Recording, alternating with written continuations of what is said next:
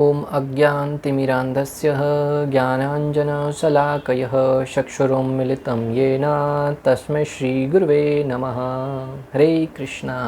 आज गीता श्रृंखला के सत्र क्रमांक 507 में आप सभी भक्तों का हार्दिक स्वागत है। आज हम श्रीमद् भगवद गीता के 15वें अध्याय के जो कि है पुरुषोत्तम योग श्लोक क्रमांक 18 का अध्ययन करेंगे। आइए, श्लोक इस प्रकार है।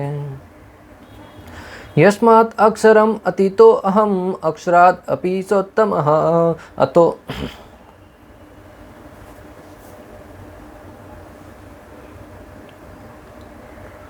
ओम अज्ञानतिमिरान्धस्य ज्ञानाञ्जनशलाकयः चक्षुरुन्मिलितं येन तस्मै श्रीगुरुवे नमः। हरे कृष्णा। आज गीता श्रृंखला के सत्र क्रमांक 507 में आप सभी भक्तों का हार्दिक स्वागत है। आज हम श्रीमद् भगवद गीता के 15वें अध्याय के जो कि है पुरुषोत्तम योग श्लोक क्रमांक 18 का अध्ययन करेंगे। आइए, श्लोक इस प्रकार है। यस्मात् अक्षरम अतीतो अहम अक्षराद् अपि स उत्तमः अतो अस्मि लोके वेदे च प्रतितः पुरुषोत्तमः।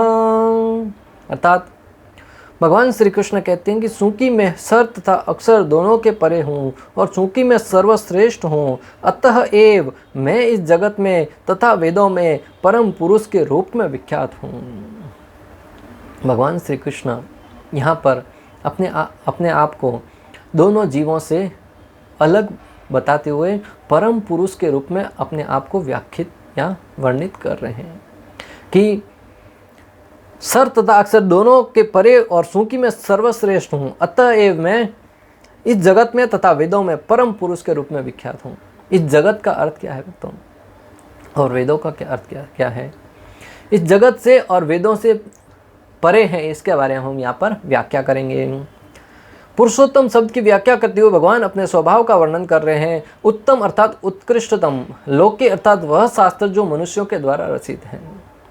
इस जगत के अर्थ से यहाँ पे भगवान कह रहे हैं कि स्मृति ग्रंथ जो लोगों मनुष्यों के द्वारा अर्थात आचार्यों के द्वारा जिन ग्रंथों का वर्णन हुआ है, जिन ग्रंथों की रचना हुई है, और वेदों के द्वारा जो स्वयं वेद व्यास जी ने जिस ग्रंथों की रचना करी उसे वेद कहते हैं, और जो आचार्यों के द्वारा स्मृति शास्त्र है उनके द्वारा, उन सब में भगवान श्री कृष्ण कहते हैं कि मैं ही सर्वश्रेष्ठ बताया गया हूँ।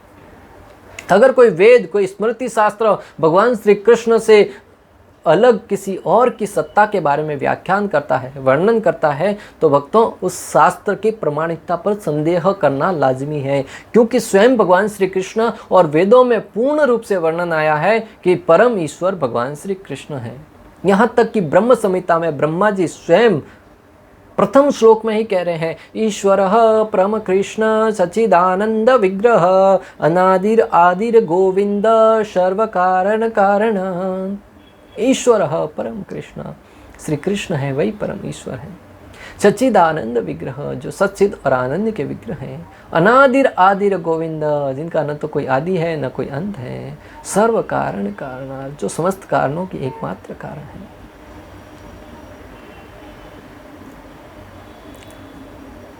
लोके अर्थात जो वेदों के अर्थ का प्रकाशन करता है।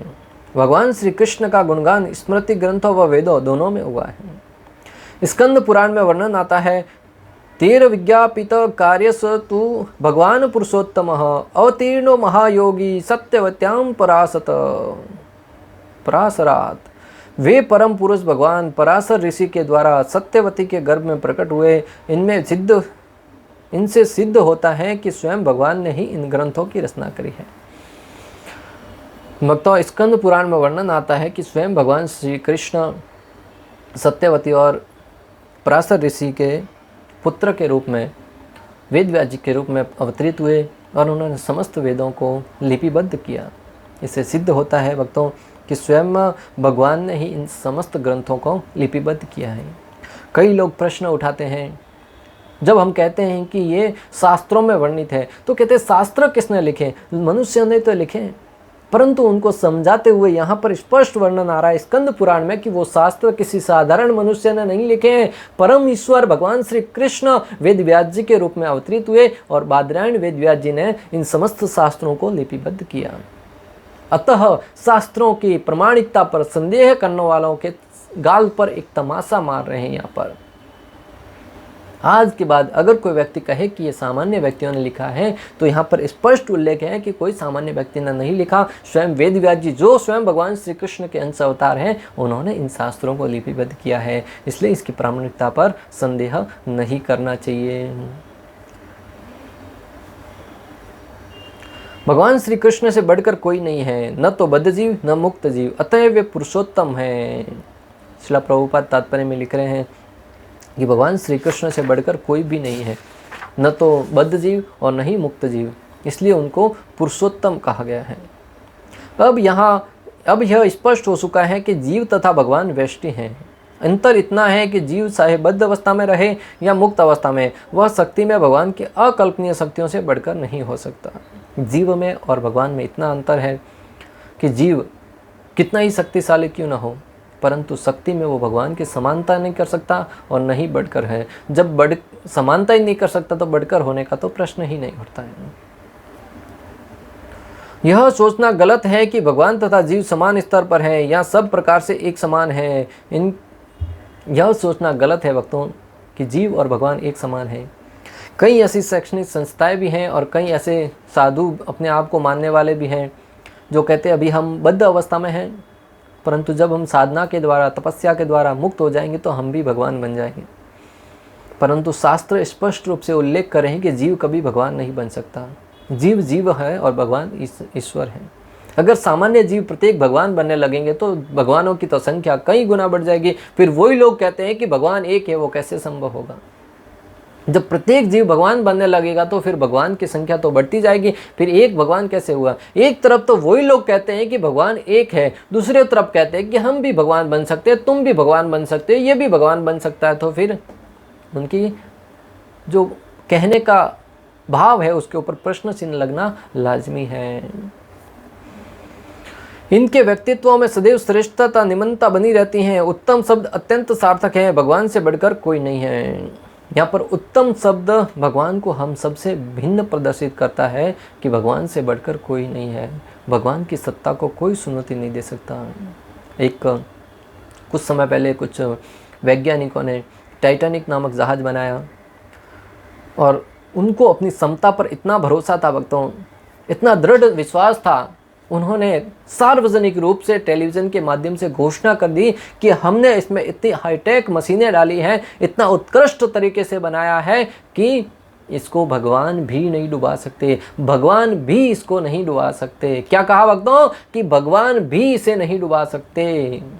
कई लोगों ने अपने जीवन की पूरी पूंजी जो जमा करी थी उसे उसका टिकट खरीदने में लगाया और पहली ही यात्रा में बैठने का अवसर प्राप्त करने का, पहली यात्रा में बैठने के लिए अपना वहाँ पर नाम दर्ज करवाने के लिए उतावले हो रहे थे, क्योंकि उन्होंने भगवान की सत्ता को चुनौती दी थी। लोगों को लगा कि इतना जब दृढ़ विश्वास है तो फिर इनके बारे में प्रश्न उठाना कहीं पॉसिबल ही नहीं है।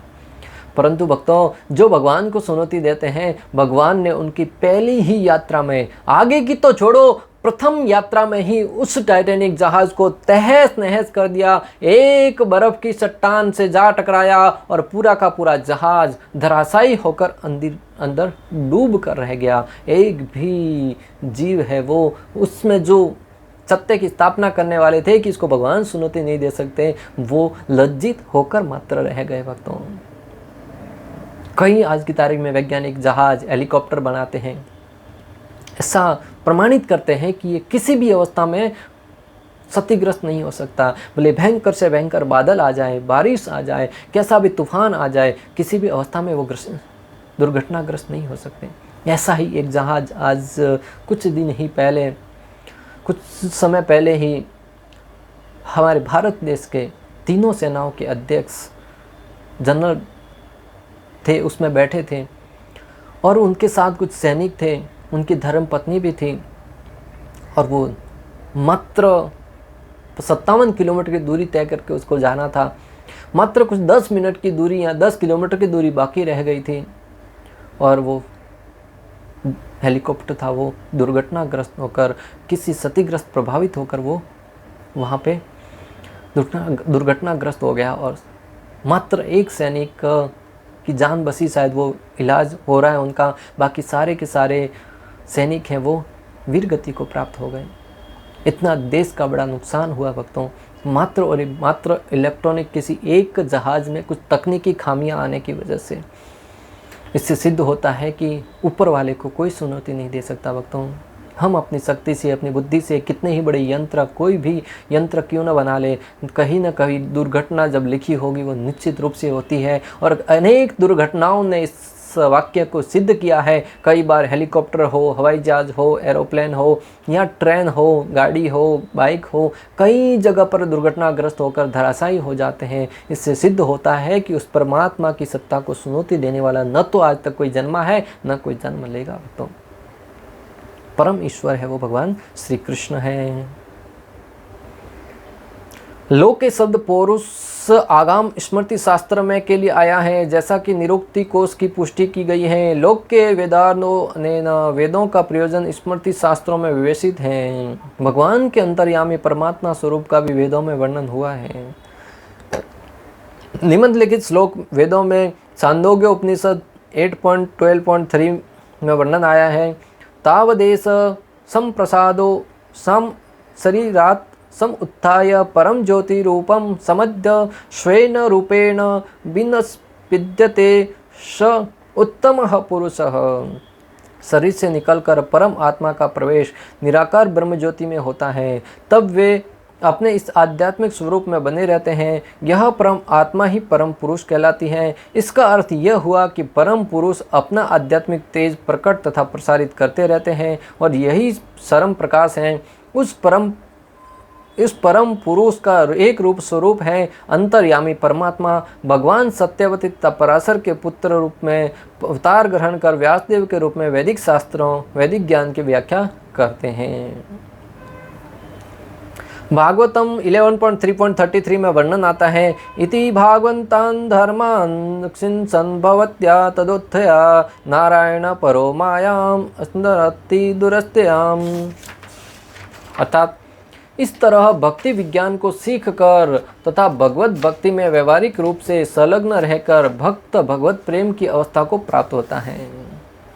इस प्रकार जो इन शास्त्रों के सिद्धांतों को सुनता है, सीखता है, पढ़ता है और आचार्यों के मार्गदर्शन में श्रवण करता है, वह भगवत भक्ति के में व्यवहारिक रूप से संलग्न रहकर भक्त भगवत प्रेम की अवस्था को प्राप्त करता है।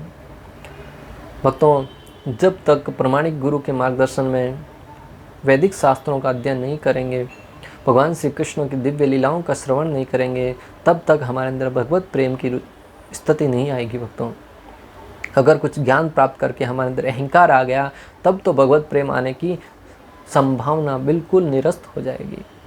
जब तक हम सेवा भाव में नहीं लगेंगे, जब तक हम वैष्णवों की सेवा का स्तर पर नहीं आएंगे, तब तक, और जब वैष्णवों की कृपा नहीं होगी, तब तक हम भगवत प्रेम का आस्वादन नहीं कर पाएंगे।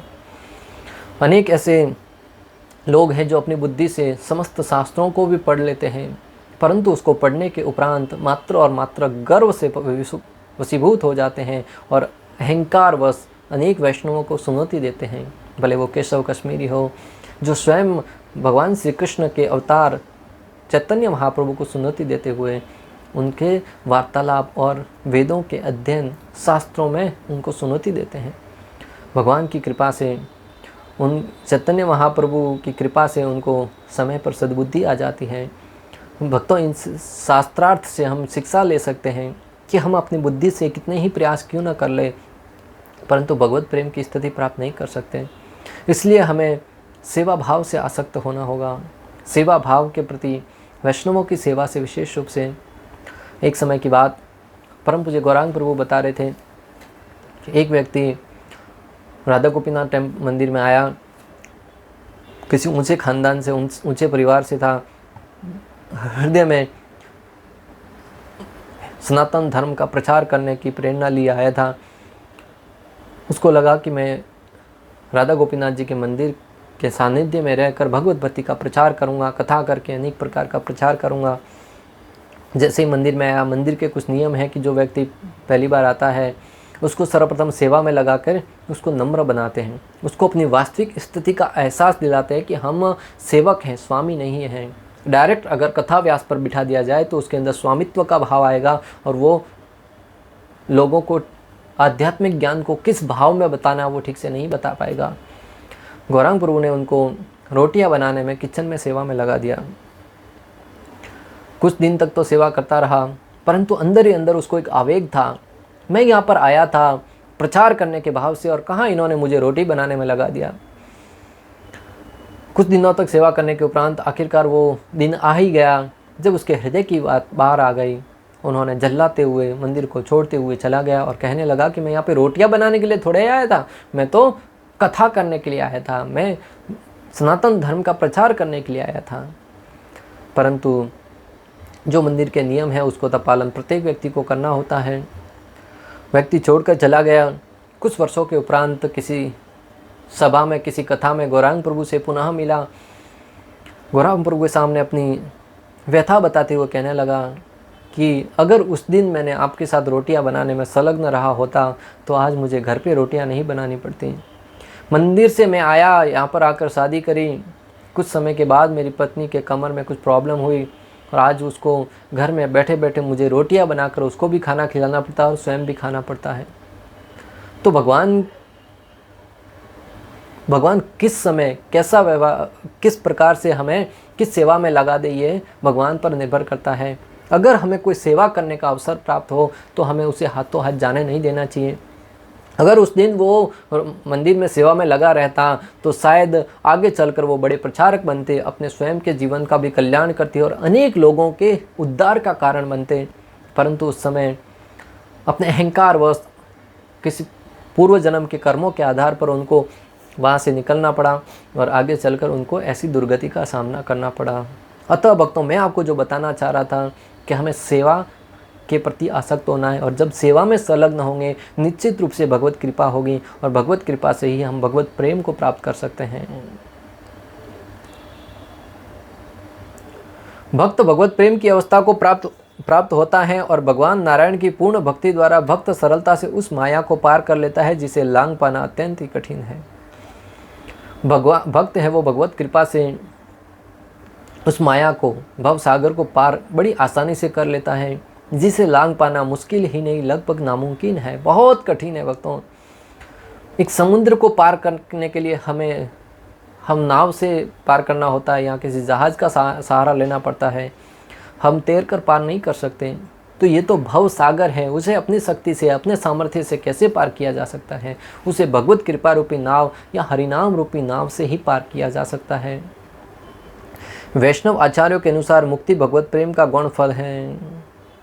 शिवदम तापत्र्य उन्मूलनम, मनुष्य को मुक्ति के लिए भगवान के पास नहीं पहुंचना चाहिए, क्योंकि भगवान का आदेश पालन करने से वह स्वतः मुक्त हो जाएगा। हमें इस भाव से भगवान की सेवा करनी चाहिए कि हमें भगवत प्रेम प्राप्त हो। मुक्ति प्राप्त करने के उद्देश्य से भगवान के पास नहीं जाना चाहिए। जब हम भगवत प्रेम प्राप्त करने के लिए जाएंगे, भगवान के दिव्य नाम का जप करेंगे, भगवान की कथाओं का श्रवण करेंगे, भगवान की लीलाओं का यशोगान करेंगे, तो स्वाभाविक जीव को मुक्ति प्राप्त हो जाएगी। परंतु भगवत प्रेम प्राप्त करना बहुत ही अनिवार्य है। हर जीव को अपनी संसारी विचारधारा त्याग कर भगवान श्री कृष्ण की शरण ग्रहण करनी चाहिए। हर जीव को अपनी सांसारिक विचारधारा को त्याग कर, मैं फलाना व्यक्ति हूँ, मैं फलाने व्यक्ति का पुत्र हूँ, फलाने व्यक्ति का पिता हूँ, फलाने व्यक्ति के रिलेशन में हूँ, ये सारी की सारी भौतिक उपाधियों को त्याग कर हमें भगवान श्री कृष्ण की शरणागति दास रूप में गोपियों की भांति हमें उनकी शरणागति स्वीकार करनी होगी। दास दास दास दासानुदास, तभी हमें भगवत कृपा प्राप्त हो सकती है। और जब भगवत कृपा प्राप्त होगी तभी हमारा कुछ कल्याण हो सकता है। भक्तों, वास्तविक सुख किसी मानसिक चिंतन या सकाम इच्छा के रंस मात्र के बिना प्रेमी ईश्वर से प्राप्त होता है। वास्तविक सुख है वो भक्तों किसी मानसिक चिंतन, किसी योग क्रियाओं के द्वारा या किसी ध्यानस्थ अवस्था के द्वारा प्राप्त नहीं होता है, बल्कि भगवत प्रेम के द्वारा, भगवत भक्ति के द्वारा व्यक्ति है वो वास्तविक आनंद का अनुभव करता है। जो कुछ दिनों से हरिनाम का जप कर रहा है उसको ऐसा साक्षात्कार होता है कि जब हरिनाम का जप करते हैं, कथा का श्रवण करते हैं तो अलग ही दुनिया में प्रवेश करते हैं भक्तों।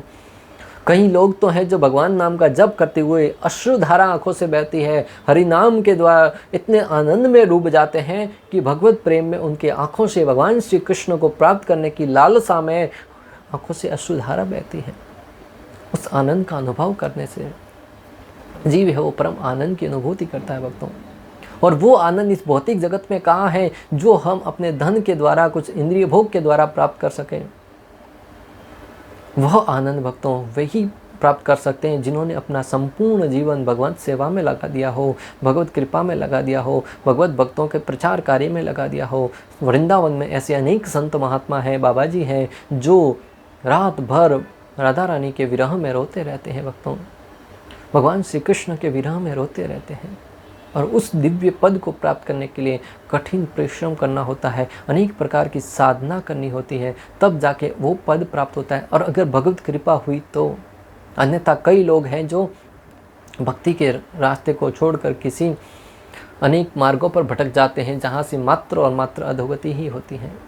इस प्रकार श्लोक क्रमांक 18 में हमने समझा कि भगवान श्री कृष्ण है वो सर और असर दोनों प्रकार के जीवों से सर्वश्रेष्ठ हैं, और भगवान है वो तीनों इस जगत में तथा वेदों में परम पुरुष के रूप में विख्यात हैं। समस्त प्रकार से भगवान श्री कृष्ण है वो सर्वश्रेष्ठ हैं, और उस भगवान श्री कृष्ण जो परम पुरुष के रूप में विख्यात हैं उनकी शरण में जाने से ही जीव का कल्याण संभव है। इस प्रकार श्लोक क्रमांक 18 का भक्ति वेदांत तात्पर्य पूर्ण हुआ। अंत तक हमारे साथ बने रहने के लिए आप सभी का हृदयपूर्वक, प्रेम पूर्वक बहुत बहुत धन्यवाद। श्रील प्रभुपाद की जय, श्री श्री राधा गोपीनाथ भगवान की जय, श्रीमद् भगवद गीता की जय। हरे कृष्णा कृष्ण कृष्ण हरे हरे, हरे राम राम राम।